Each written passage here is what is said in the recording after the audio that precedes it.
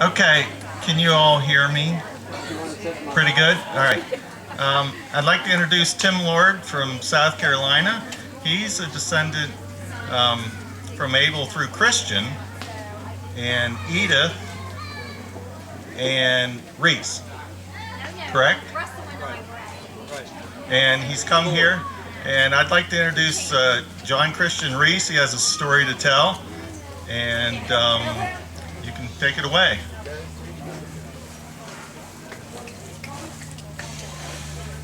First, let me tell you how this all came about.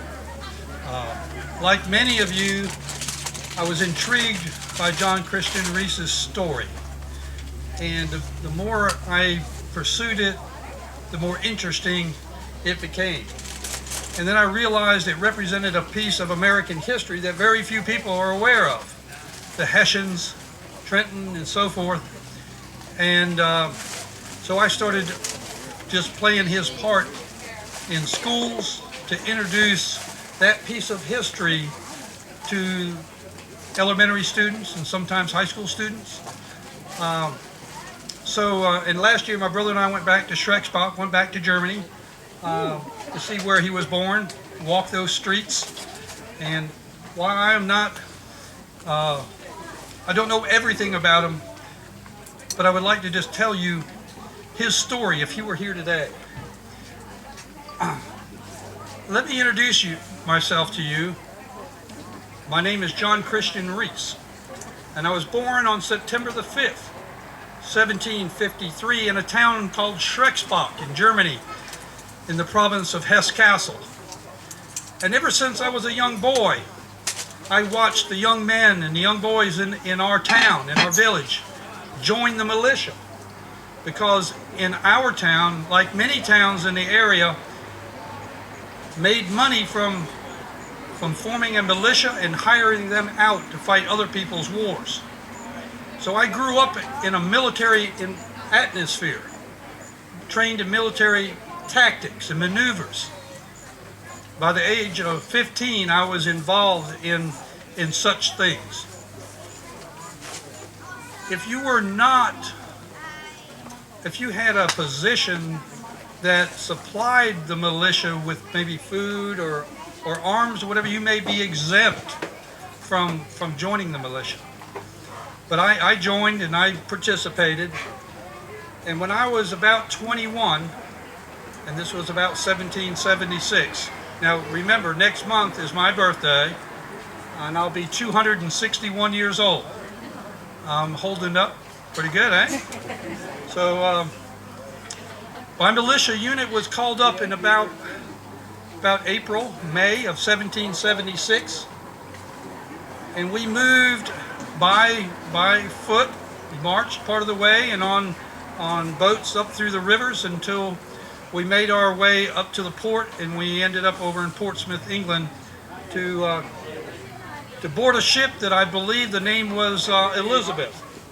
It was one of almost 100 ships carrying the first wave of Hessians, somewhere between the 10 to 12,000 that the king had hired to fight against the Americans. I was in the 1st Company von Knapphausen Regiment, and I remember that voyage well. We left about May and arrived on the coast of America, off the coast of New York, and landed on Staten Island about the 2nd week in August of 1776. It wasn't long after we landed, just a couple weeks, that I found myself in battle for the first time at the Battle of Brooklyn Heights. And then a few weeks after that, the Battle of New York. That was my first taste of what war was really like. In the next few months, we moved Washington around New York, where he escaped across the river into New Jersey. And we chased him across New Jersey until he got to the Delaware, where he crossed the Delaware. Smart as he was, he took up all the boats, preventing the British from catching him. So there was no way for us to catch Washington. We went, the Hessian army, there was almost 1,000 of us, went into winter quarters in Trenton, never thinking that Washington would come back across the Delaware. He has been losing almost every battle up until this point. But on Christmas night, it was December the 25th, he crossed in 3 different places. The plan was Washington crossed upriver about 9 miles from Trenton. There were 2 more crossings, but they didn't make it. It was too difficult.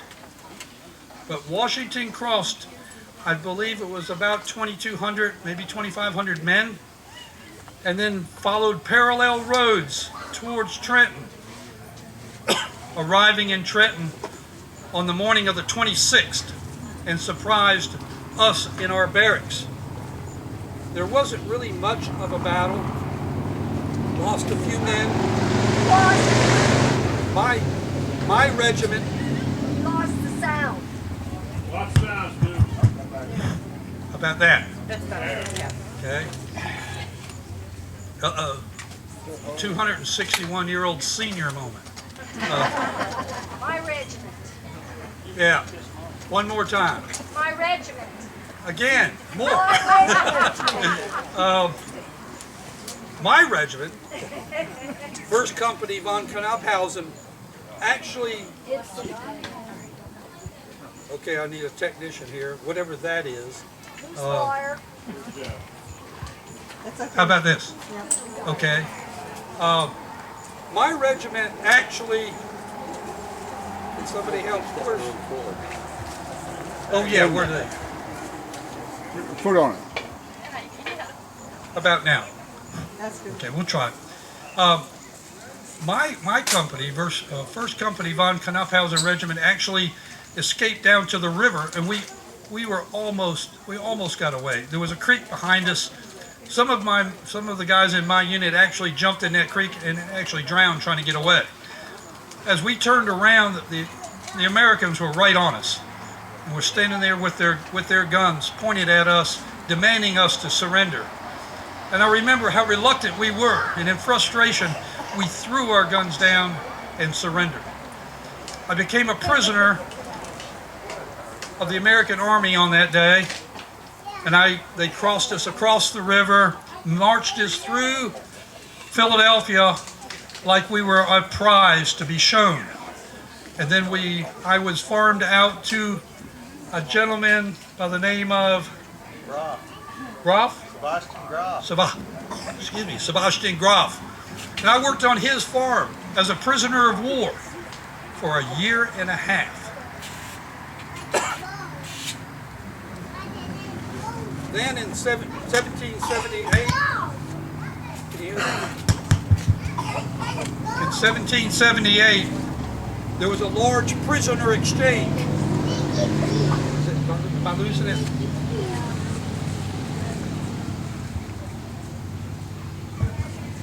There was a prisoner exchange, and you may recall the British were keeping their prisoners in ships in New York Harbor.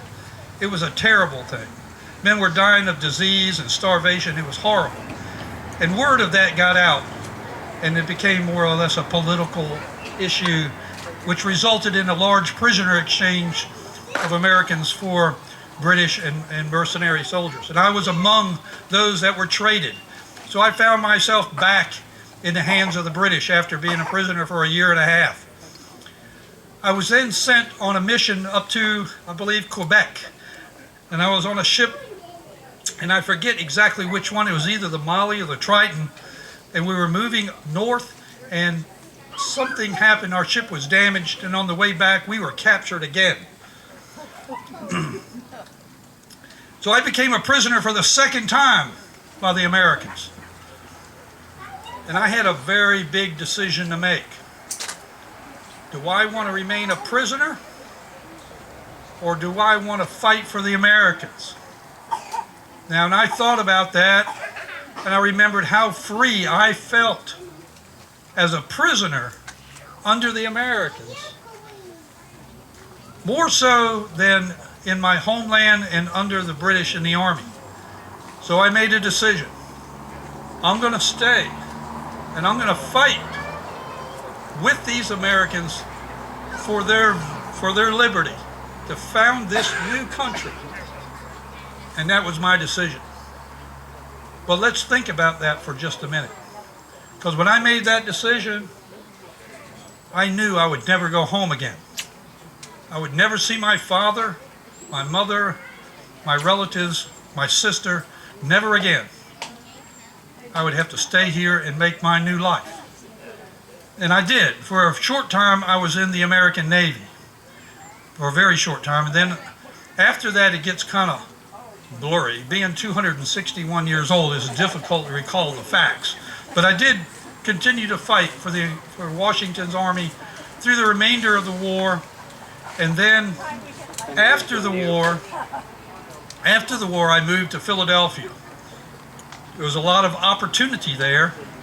And I want to tell you that I was there. The war ended on April the 15th. The peace, we cornered Cornwallis at Yorktown on October the 19th in 1781, which really resulted in the end of the war as far as the war went. There was still fighting going on. There was in the South especially. But that was the turning point that really resulted in the end of the conflict. But the peace treaty wasn't signed until April the 15th of 1783. And it was after that that I moved to Philadelphia. Now, that puts me in Philadelphia in 1784, 5, 6, and what went on in Philadelphia in 1787? Constitution. The Constitution. And let me tell you, I was there. And you know, it was done in secret. Right? The only one allowed to keep notes or make notes was Madison. But you know what? If you went under the eaves of that second floor window with the shutters, you could hear those boisterous debates. And let me tell you, I knew, and the people of Philadelphia knew, and the people of this country knew, that we were forming something new, something different that has never been created before or since. Okay, now from there, I took up an opportunity, or took advantage of an opportunity presented to me by the Phillips brothers, because they said, for the first 10 men that sign up, I will give you a town lot and a country lot in the town that's going to be called Phillipsburg. So we moved to Phillipsburg. My friends and I, 10 of us, hiked to Phillipsburg and settled that town. From there, it gets a little blurry. I worked in a grist mill, I believe, for a while. But the important thing here is that you are all here because of my decision to stay. Okay? But I don't want you to dwell so much on Christian Reis and what he did. If I were to ask you one thing to remember, it is what I fought for you, for the freedom that you have today. And while I fought with a rifle, what I ask you to do is to vote with the knowledge of knowing what's going on in this country and make the right decision when you press that button.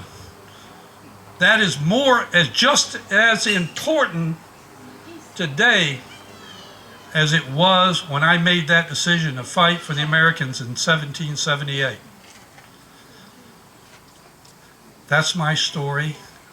I hope you remember the real value of that story, which is not Christian Reis, but America. Okay?